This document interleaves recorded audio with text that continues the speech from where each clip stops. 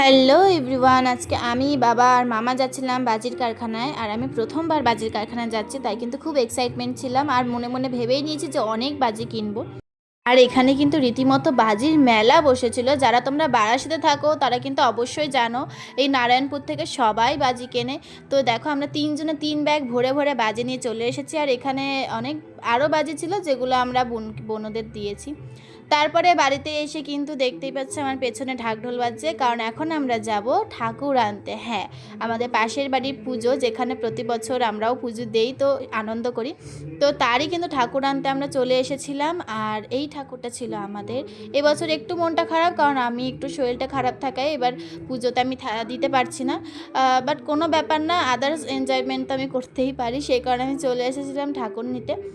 তারপরে এখানে দেখো, ঠাকুরকে কিন্তু বাড়ি থেকে আনা একটা মুকুট সুন্দর করে পরিয়ে দিচ্ছিল। পরানোর পরে ঠাকুর ভ্যানে তুলে দেওয়া হয়ে গেছিলো। আর এইবার ঠাকুরের লাস্ট টাচ আপ করা হবে, যা একটু একটু বাকি থাকে সেটাই কিন্তু এখানে করা হচ্ছিল। তারপরে ফাইনালি আমরা ঠাকুরটাকে বাড়ি নিয়ে চলে এলাম। আর হচ্ছে গিয়ে এটা কিন্তু বাৎসরিক পুজো, প্রতি বছর এখানে পুজো হয়। আর খুব মজা করেও আমরাও ভীষণ মজা করি।